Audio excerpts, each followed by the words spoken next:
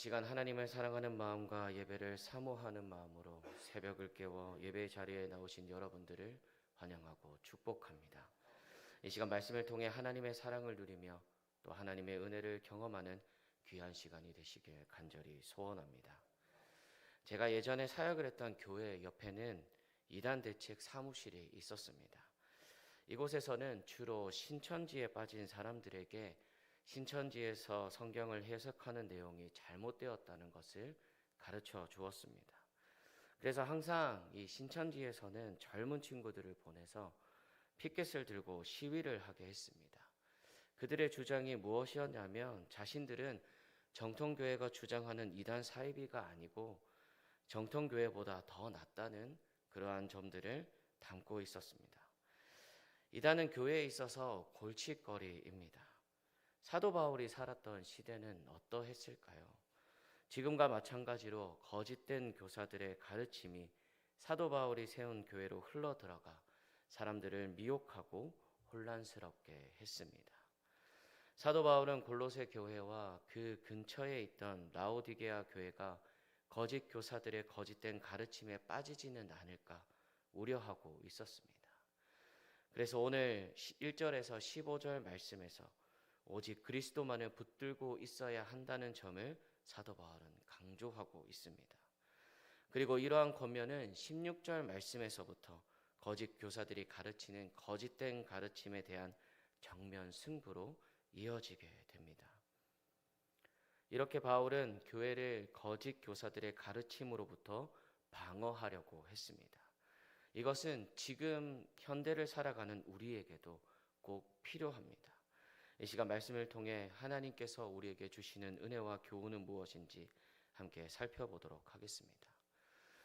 먼저 우리가 거짓된 교훈에 미혹되지 않기 위해서는 그리스도를 깨달아야 합니다.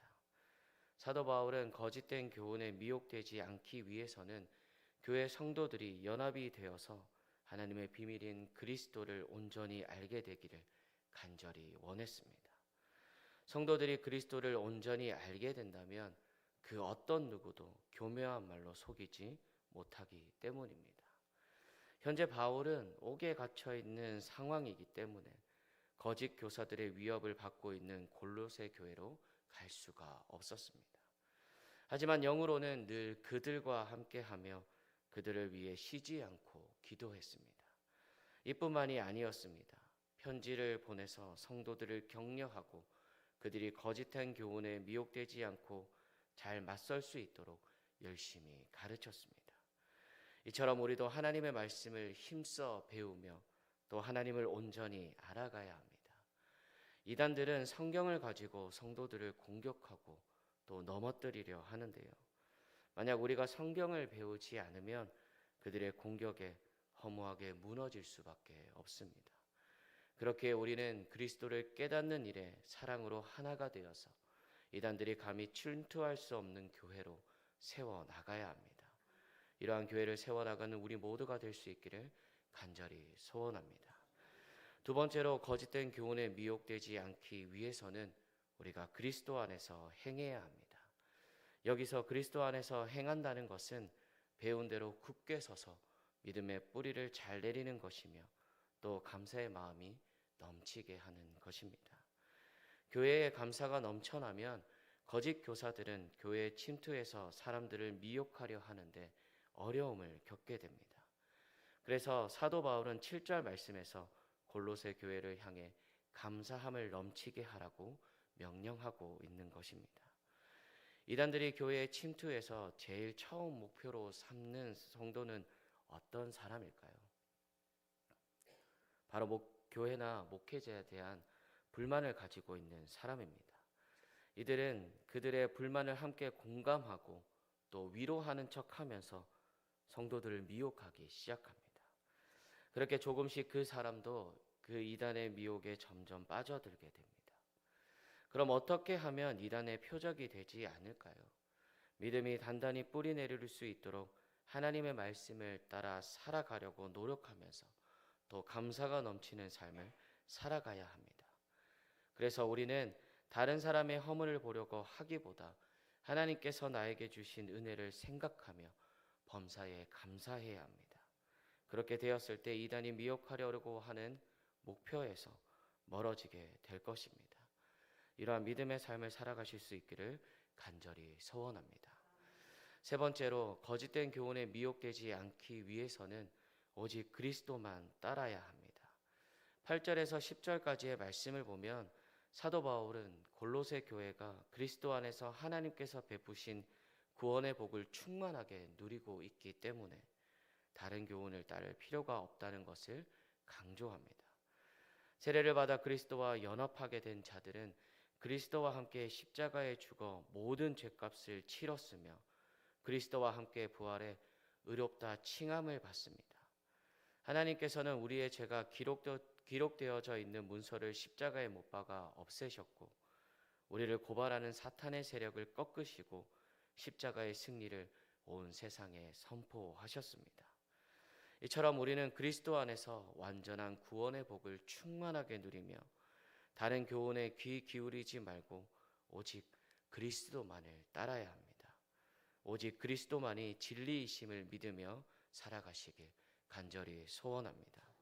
이제 사도 바울은 복음 교리를 위협하는 거짓 교사들의 잘못된 주장들을 구체적으로 언급을 하면서 오직 그리스도에게만 신앙의 초점을 맞출 것을 교훈하고 있습니다. 당시 골로새 교회를 위협하는 거짓 교사들은 예수 그리스도를 믿는다고 하는 유대 신비주의 경향을 가진 사람들로 추정이 되는데요. 이들은 먼저 음식과 절기에 관한 규정들을 내세우면서 예수 그리스도를 믿는다면 이러한 규정들도 함께 잘 지켜야 한다고 가르쳤습니다. 그 결과 골로새 교인들 간에 절기와 또 안식일 등과 같은 전통을 지키는 문제로 서로 비난하는 상황이 발생했습니다. 하나님께서는 과거 이스라엘 백성들에게 관습과 전통을 지키게 하심으로 그들이 세상과 구별되기를 바라셨고 또 그렇게 요구하셨습니다. 그리고 전통과 관습의 메시아의 성품과 사역의 특징을 담아서 그것을 지켜가며 메시아를 기억하고 기다리도록 계획을 하셨습니다. 그런데 골로새 교인들은 그리스도의 그림자에 불과한 율법과 전통 때문에 오히려 서로 판단하고 정죄를 하고 있었던 것입니다.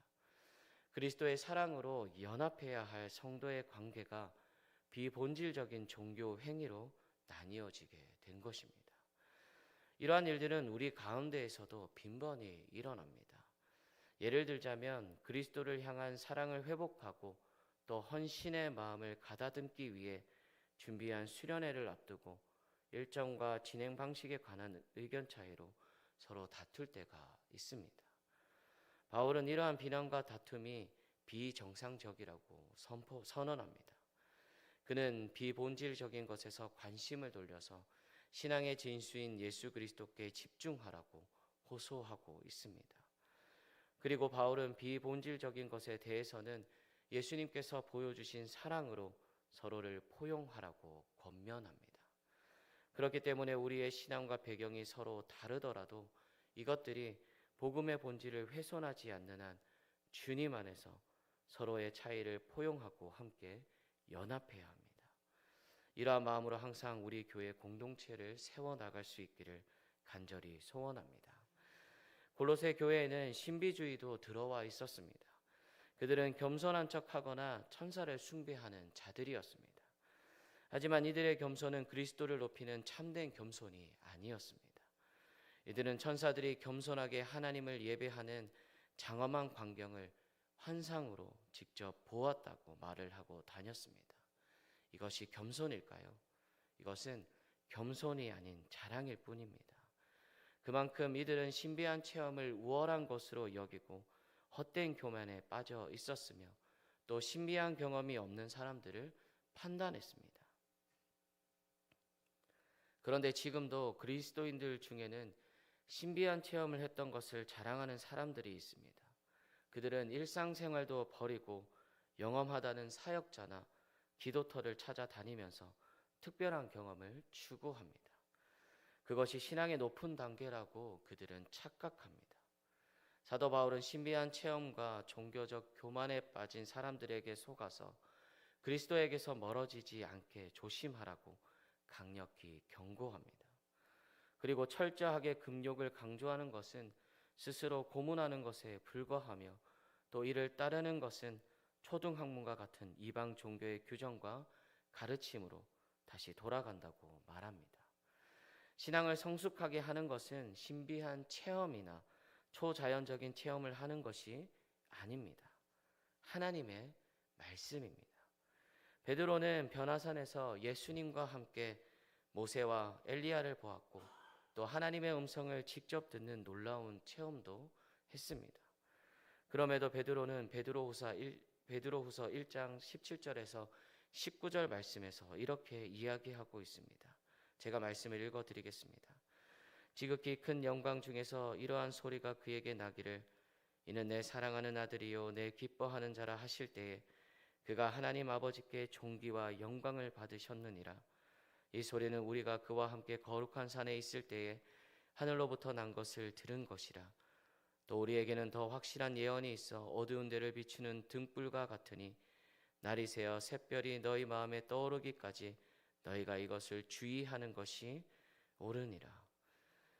베드로는 이 말씀을 통해서 하나님의 말씀에 주의를 기울이는 것이 그 어떤 체험보다 중요하다고 분명히 가르치고 있습니다. 우리는 신비주의와 금욕주의에 의존하는 대신 그리스도의 장성한 분량에 이르기까지 하나님의 말씀과 기도로 주님과 더 가까이 교제하며 오직 그리스도를 닮아가는 일에 매진해야 합니다. 진짜와 가짜를 구별하기 위해서는 진짜가 어떤 것인지 분명히 알고 있어야 합니다. 즉 누가 거짓 교사인지를 예리하게 분별해내기 위해서는 그리스도를 알아야 한다는 것입니다. 오직 그리스도 안에 우리에게 필요한 모든 것들이 다 있기에 그리스도를 깨닫고 그리스도 안에서 행하며 오직 그리스도만 따르는 것 외에는 다른 것들은 버릴 수 있기를 바랍니다. 또한 우리는 복음 안에서 서로 연합하도록 노력해야 합니다. 서로 다른 전통을 포용하고 관대해질 필요가 있습니다. 그뿐만 아니라 복음의 진리로 단단히 무장해야 합니다. 이러한 믿음의 삶을 살아가는 우리 모두가 될 수 있기를 간절히 소원합니다. 기도하시겠습니다. 우리가 오직 그리스도만 깨닫고 오직 그리스도 안에서 행하며 오직 그리스도만 따르는 우리 모두가 되게 하시고 그로 인해 복음 안에서 서로 연합하며 복음으로 무장하여 어떠한 거짓된 가르침의 공격에도 승리하며 살아가는 우리 모두가 될 수 있도록 하나님 인도하여 주시옵소서. 또 이 시간 하나님 앞에 감사하는 마음으로 그리고 작정하는 마음으로 귀한 예물을 드렸습니다. 예물을 드린 손길들을 기억하셔서 기도하며 소원하는 모든 제목들이 하나님의 은혜로 이루어지게 하시고 또 그 은혜를 통해서 하나님을 더욱더 의지하며 하나님만 바라보게 하여 주시옵소서. 우리 교회에 속한 모든 성도님들의 삶을 기억하셔서 하루하루를 살아가는 시간들을 하나님께서 주시는 은혜와 사랑을 누리며 또 늘 감사하는 삶을 살아가게 하여 주시옵소서. 또 우리 교회에 아픈 성도님들이 있습니다. 그들에게 주님께서 친히 찾아가 주셔서 먼저 그들의 아픔으로 인해 힘든 마음을 위로하시고 또 아픈 부위에 치유의 손길을 얹으사 하루속히 회복될 수 있도록 역사하여 주시옵소서. 이 시간 우리의 기도 제목들을 주님 앞에 들고 나왔습니다. 온전히 주님만 의지하며 우리의 근심과 걱정 그리고 모든 짐들을 주님께 맡겨드리니 이 모든 것들을 해결해 주시고 주님께서 도맡아 주시옵소서. 오늘도 주님과 함께 동행하는 귀한 믿음의 삶이 되도록 하실 줄 믿으며 예수님 이름으로 기도드립니다. 아멘.